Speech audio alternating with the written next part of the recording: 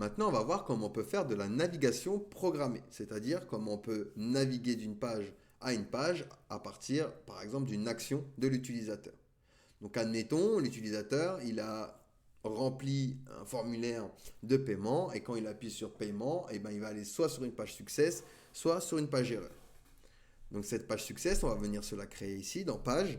Je vais venir faire un success.jsx RFC et je vais venir dans le app importer du coup success.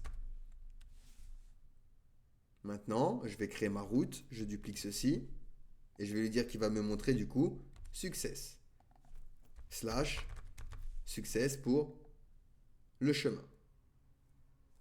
Maintenant, je vais aller dans home et ici, je vais me prendre mes React Fragments. On va se faire un H1, on va mettre page home et ensuite je vais me faire un bouton paiement success. Donc admettons, l'utilisateur, lorsqu'il clique sur ce bouton, on va le diriger vers la page success. Pour ça, on va venir import use navigate. Use navigate est une fonction, donc un hook, qui permet de naviguer entre les différentes pages de notre application. Donc from React router DOM. Une fois qu'on a fait ceci, je vais pouvoir venir ici faire const nav est égal à use navigate et j'exécute du coup cette fonction.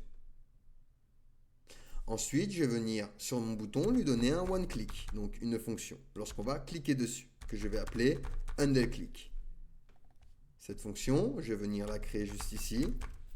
Donc const UnderClick est égal à une fonction fléchée qui va exécuter nav et qui va lui dire par exemple tu vas aller sur la page success. Donc maintenant, si j'appuie sur paiement success sur ma page home, je suis bien sur ma page success. Qu'est-ce qui se passe si je voudrais par exemple sur la page success me faire un bouton back?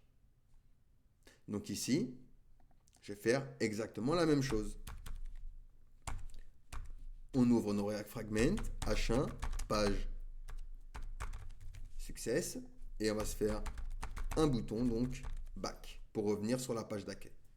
Ici, donc onClick est égal et UnderClick. Donc on vient ici se créer notre fonction const UnderClick est égal à une fonction fléchée. On vient import notre hook, donc use navigate from React router DOM. Alors import. Ensuite, notre variable nav est égal à use navigate. On exécute du coup notre hook. Et ensuite ici, je vais pouvoir lui dire nav hop slash. Donc maintenant, sur ma page success, j'ai bien un bouton back et si je clique dessus, je retourne bien sur ma page d'accueil. Ce qu'on aurait pu également faire, c'est utiliser,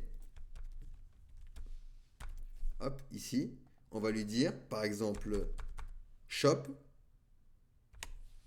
virgule, replace, true.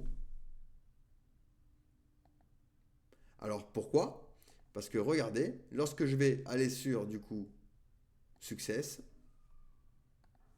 lorsque j'appuie sur back, je vais bien être sur ma page shop. Donc en fait, replace va remplacer l'entrée actuelle dans l'historique de navigation par une nouvelle entrée, celle que vous avez définie ici. Alors pourquoi c'est bien d'utiliser replace? Parce que on aurait pu également utiliser ceci. -1.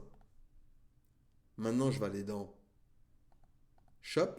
Ensuite, je vais me diriger dans success. Et lorsque je vais appuyer sur back, je vais avoir une erreur.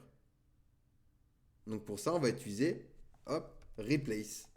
Donc -1 permet en fait de naviguer au niveau de l'historique de navigation. Donc maintenant, hop, si je retourne dans success, eh bien, si j'appuie sur back, je suis bien sur shop, mais sans erreur. Donc voilà pour la navigation programmée.